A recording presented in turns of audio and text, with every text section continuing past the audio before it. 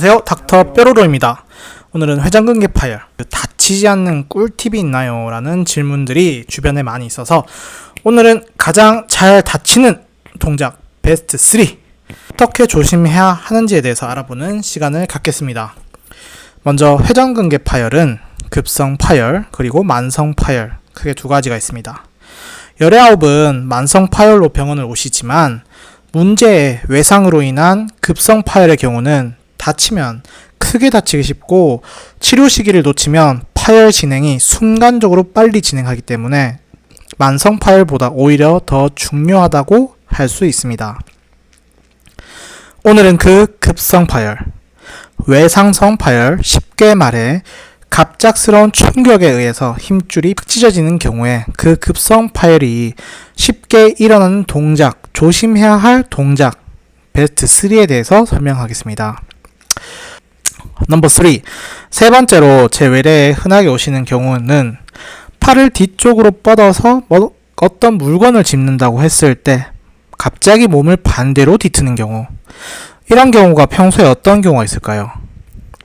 네. 예를 들어서 자동차 운전 도중에 뒷좌석에 물건이 있어서 팔을 뒤로 쭉 뻗었는데 반대로 몸을 갑작스러운 상황에서 비트는 경우에 앞쪽에서 뚜둑거리는 소리가 나는 경우가 있습니다. 이렇게 병원 오시는 분들이 실제로 생각보다 꽤 있습니다.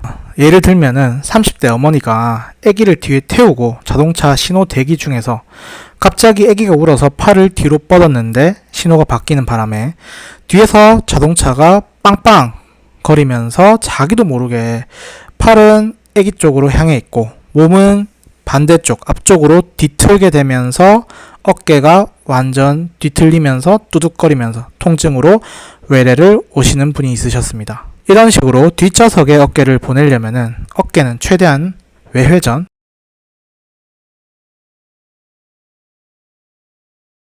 그리고 신전을 해야 해서 견갑 앞쪽에 있는 견갑하건이라고 하는 힘줄이 최대한 늘어질 수밖에 없습니다.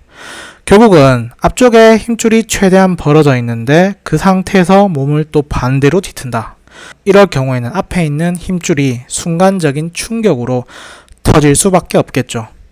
자신의 유연성을 믿고 뒷좌석에 어깨를 보내지 마시고 되도록 앞자리나 앞쪽에서 무엇이든지 해결하는 것이 중요합니다. 넘버 2. 두 번째로 어깨 회전근개 급성 파열로 오시는 분들은 평소에 몸짱이 아니신데 무거운 물건을 갑자기 확 들면서 그것도 우리 어깨에서 팔을 뻗어서 몸에서 가장 최대한 멀리 떨어져 있는 물건을 갑자기 팍 위로 들면서 어깨 두둑거리고 아파요 하고 오시는 분들이 있습니다.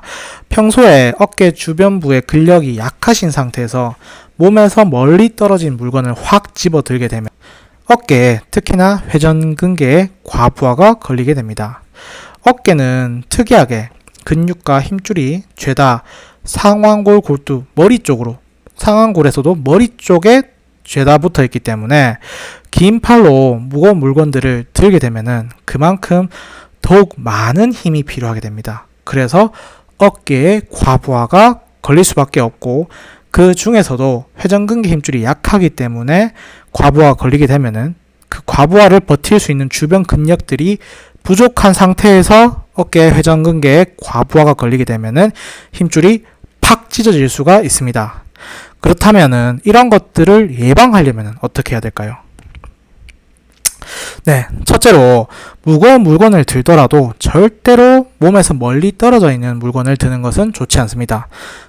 효율적으로 들기 위해서는 최대한 몸 쪽으로 붙인 상태에서 천천히 드는 것이 중요하고 두 번째는 무거운 물건을 들 때 서서히 그리고 천천히 드는 것이 중요하며 마지막으로 어깨 주변의 근력 강화 운동을 통해서 회전근개에만 과부하가 걸리지 않도록 하는 것이 중요합니다. 한마디로 회전근개 과부하를 줄이기 위해서는 회전근개 말고 더 큰 근육들, 앞쪽에는 대흉근, 뒤쪽에는 승모근, 위쪽에는 삼각근과 같은 주변의 회전근개보다 더 강한 근육들이 강화가 되어 있어야지 회전근개의 과부하를 최대한 줄여줄 수가 있다 이 말입니다. 이렇게 오시는 분들이 어떤 분들이 있을까요? 네, 어머니 한 분이 기억나는데 60대 어머니셨습니다. 60대 어머니가 손주가 너무 귀엽고 사랑스러운 나머지 아기를 드는데 아기가 뭐 한두 살 돌 지나면은 아기도 꽤 무겁습니다. 무거운 아기를 드는데 몸으로 끌어안아서 드는 게 아니라 몸에서 멀리 떨어져 있는 아기를 갑작스럽게 팍 들게 되면서 어깨에 탈이 나면서 어깨 두둑거리면서 통증으로 외래에 오셨던 게 기억납니다. 이런 식으로 무거운 물체 또는 물건들을 순간적으로 드는 것도 안 좋겠지만 몸에서 멀리 떨어져 있는 물체 또는 물건들을 들었을 경우에 어깨에는 회전근개인 과부하가 걸릴 수밖에 없습니다. 다음으로 넘버 원, 가장 흔하고 그리고 가장 심하게 다치는 어깨 부상입니다. 자, 어떤 게 있을까요? 이 사진을 보면 어떤 게 연상됩니까? 네, 넘어지는 거죠. 쉽게 말해서 우리가 빙판길, 미끄러운 길에 넘어지게 되었을 경우에는 자신도 모르게 팔을 땅에 팍 찍게 됩니다. 그렇게 되었을 경우에 상완골이 위쪽에 있는 회전근개, 약한 회전근개를 아래쪽에서 윗방향으로 팍 치게 되고, 그럴 경우에는 회전근개가 팍 순간적으로 찢어질 수 있다 라고 이해를 하시면 됩니다. 이게 왜 중요하냐? 이게 왜 중요하냐면은 이런 식으로 넘어졌을 경우에는 보통 소파열이나 중파열 같이 작게 파열이 되는 경우가 잘 없습니다. 보통은 크게 대파열이나 심하면은 광범위 파열까지 진행이 되고, 이거를 특별하게 처치를 하지 않고 방치를 하게 되었을 경우에는 통증뿐만 아니라 시간이 지났을 때 근력 약화, 심하면은 팔을 못 드는 경우까지 올 수가 있습니다. 그렇다면은 그렇게 되었을 경우 회전근개 힘줄 파열이 순식간에 진행하게 되면서 이럴 경우 힘줄을 봉합할 수가 없고 심각한 경우에는 인공관절 치환술까지 고려해야 될 수도 있습니다.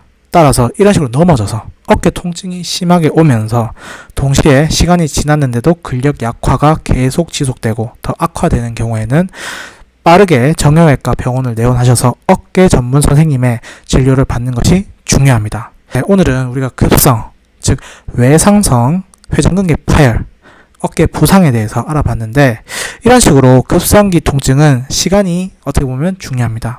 네, 빠르게 검사를 하고 빠르게 진단 및 치료를 적절한 시기에 받으셔야지 근력 약화가 되면서 팔을 못 드는 그런 후유증으로부터 우리 어깨를 보호할 수가 있습니다.